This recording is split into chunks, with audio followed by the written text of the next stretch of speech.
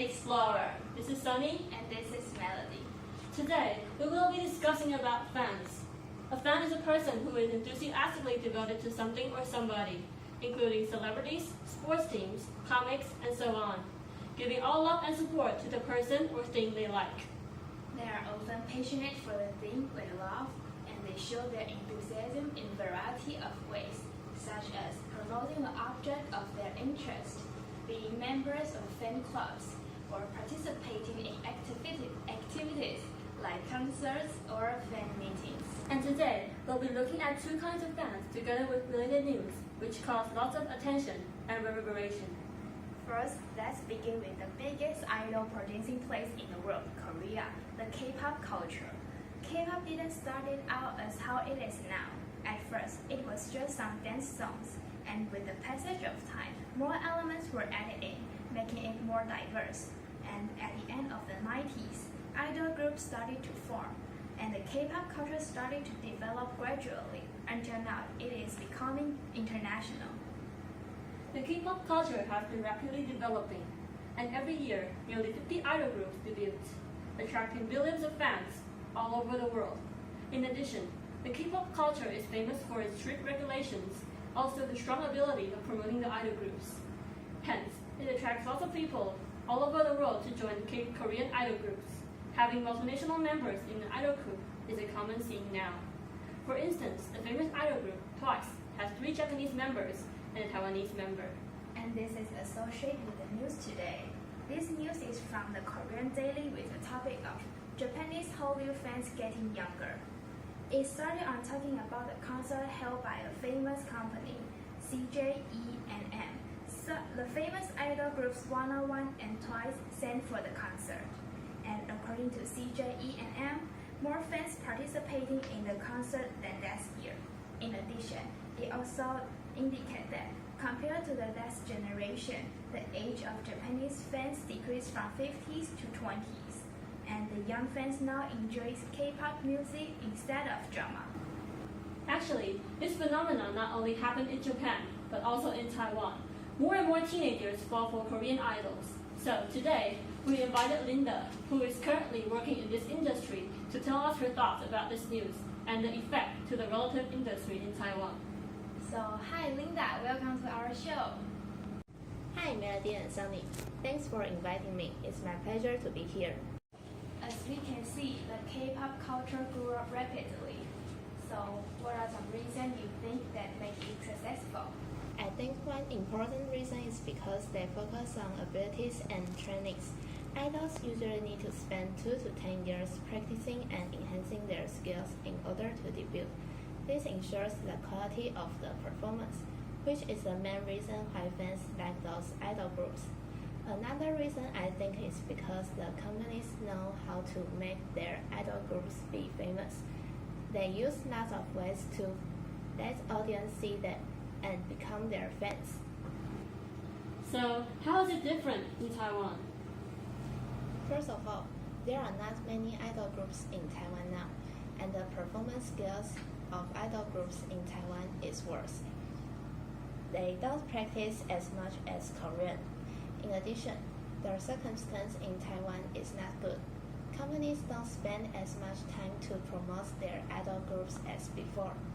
With these reasons, it is hard to attract fans, and the companies can't earn money, so they either dismiss the idol group or stop all the work of the idol group. So, what do you think about the news? Well, I think it tells that it isn't impossible to make a successful idol group. If we can try to understand and learn the way how the K-pop makes idol groups, we'll be able to gradually do it too. Also, I think teenagers are becoming the main level of fans for idol groups, so it's important to know how to attract teenagers if you want to make a successful idol group. Alright, thank you Linda for sharing your ideas with us today. Thank you for having me here. Stay tuned in and we'll be right back.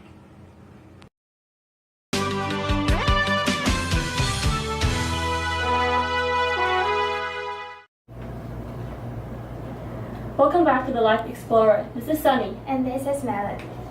Our topic today is about fans. And now we're going to talk about the fever pitch around football games in India. Yeah, the India Super League, founded on 21st October 2013 in partnership with IMG Reliance Industries and Star Sports. The Indian Super League was launched with the goal of growing football in India and to increase exposure to the sport in the country. Recently, in an Indian Super League football match between Bengaluru Fan Club and Pune City, a few fans of Chennaiyin Fan Club turned up to support the latter. And the fans of Pune took offense at the rival club supporting them, and this led to clashes, which one Chennaiyin supporter getting injured. Often, hysteria invites conflicts and casualties because of the opposite stance.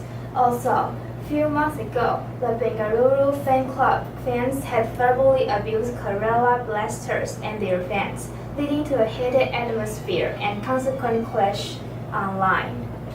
Therefore, the authority added security blanket in the next game to prevent any onward incident. And now, let's invite Susan, who was once a national player. Susan, how do you think about this? I think India fans squandered a huge opportunity to shape up the football fan culture in the country India. Since the ISL is in its nascent stage, fans should usher in a healthier environment when it comes to promoting the sport. But it doesn't make sense to pitting on fan club against another, especially when you are trying to increase the reach of the game. But fans don't think that way. Some say that it is impossible to develop a fan culture inherent to India when the youth today are highly influenced by European football. Through the internet, fans search for extreme elements of football such as ultras. And also, in social media groups, people even questioned why they can't bring pyros like in Eastern Europe. So, building up a fan base which is alien to the European ways is next to impossible, as fans aspire to be what they see on TV. But not all are thinking this way. Some fans only take whatever is good from the other fan cultures of the world. For example, Mexican waves, Viking clubs, chants, and have also localized them with their instruments. As we talk about the internet, some fans have been at the forefront waging wars online against their counterparts, and here was an example. A Mumbai-based journalist had to deactivate his account because the fans branded him anti-Kerala. Besides, some people want to win every match, and if team loses one, they start hurling abuses online. As a player, how do you think? I think the fans are welcome to air their views and suggestions. However, we cannot take their opinions when we form the final team. In that case, you'd have Ronaldo and Messi playing for Barcelona all the time. It is naive to think fans have that much power. Wes Brown, who has played for Manchester United and is a true blue fan of the team, once said, "When you go to the game more often and enjoy the atmosphere, you get to know the team well and can have healthy discussions. There will be people who disagree, but ultimately you all want the team to win. But even if they don't, you stick together and enjoy the day out. You support the team no matter what. But the most important is that it doesn't mean you have to put down the other team." All in all, irrational and devoted fans should show their respect to the players, the teams, and the opposite supporters.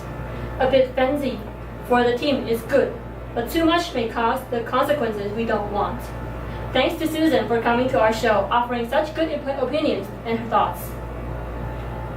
What are we going to discuss next time? Tell us how you feel today on Twitter and #LifeExplorer. See you next time. Bye!